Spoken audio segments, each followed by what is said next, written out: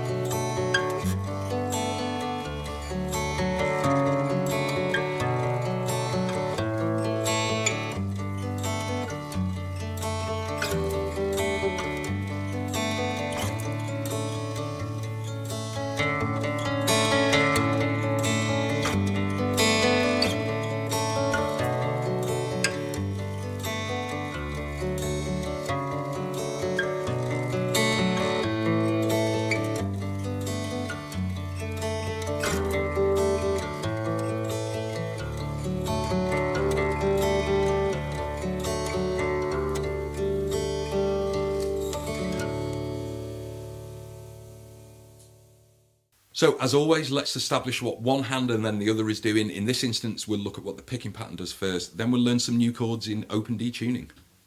So we're going to place our thumb on string number 6, the E string. Now, despite the fact that we are in open D tuning, I'm still going to refer to these as E, A, D, G, B, E, because that's how we know the strings, okay? I don't want to add an extra layer of you having to think what's what.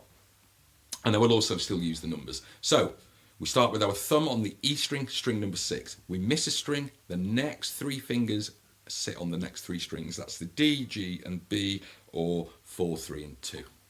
The picking pattern, it's just a simple arpeggio. Thumb, 1, 2, 3, 2, 1, thumb, 1, 2, 3, 2, 1, thumb. Now once we dive into the lesson, one thing to tell you is it's very quick fire, this song. It's a chord change every single bar. So every time we hit a thumb stroke again, it's a brand new chord. So it does move quite rapidly. The good news is a lot of the chords, you're not pressing anything in or you're using 1 finger and no more than 2 fingers anywhere through the song. Okay, so let's start with that iconic opening riff now.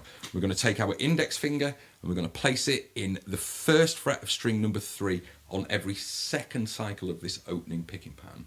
So it's off when we begin, then it goes on,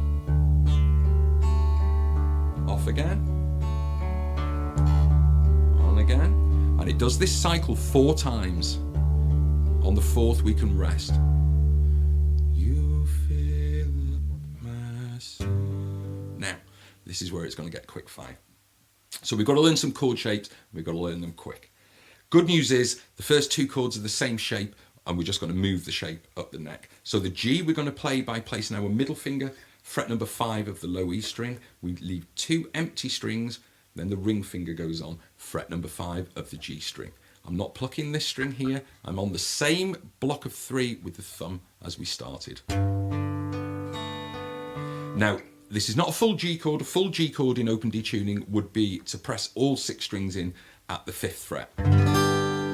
But this G, there's just something so beautiful and haunting about it. I never play a G that way, not really, very, very rare. So yeah, this is the go-to G for me in this tuning. The next chord's an A. Well, that's easy, we're just going to slide it 2 frets up. So those 2 together. Next chord's a B minor 7. Now if you're in standard tuning, that'd put the fear into a lot of players out there. Bar chords are difficult when you're learning. In open D tuning, it's easy, it's a 1 finger chord. So take your middle finger, place it on the 2nd fret of the A string, move your thumb to accommodate that on your picking hand, carry on with the same picking pattern. We go back to a G, we go to a D. Now we're going to do a beautiful little step down from this D all the way down through the scale back to a D. So that starts on a C sharp. That would be 4th fret of the A string, everything else just open. We're going to the B, that's the 2nd fret. Then the A, that's just open. Back to that G that we've learned. Now we're doing a D, F sharp. Here's another new shape. So what we're going to do is move our middle finger down a fret. But we're going to release this finger and offset onto our 1st. So now we're in frets 4 and 3. Okay, carry on the same strings. Move this a whole tone, 2 frets worth, all the way down here. Back up to the G. And then back up to the A. Now at this A, we're going to play it 4 times. So what I like to do is to extend on every 2nd cycle on my ring finger here on the plucking hand to catch that open E string. So that would be.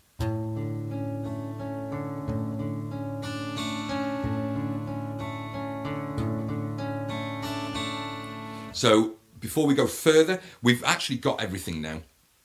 This just repeats, but there's a tiny little difference at the ending of the 2nd cycle through. So let me play for you nice and slow where we're up to so far.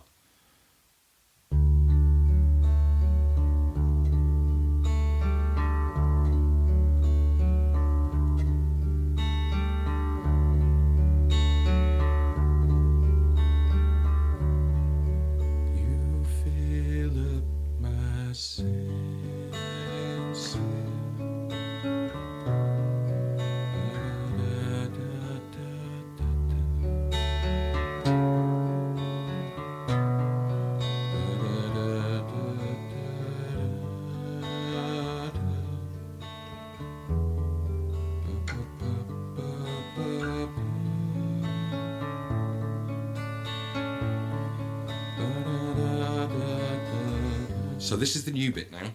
It's the same as we've done. Up to the A, B minor, back to the G in the fall now.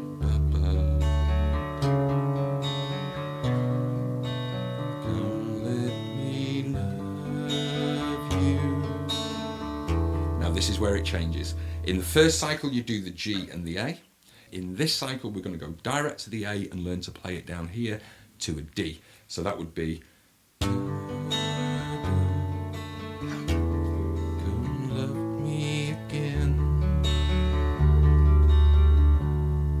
So that A chord.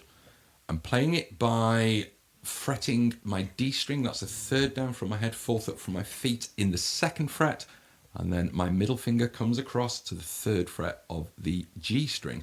I'm playing the cluster of 4 through the middle. And again I can do this extension.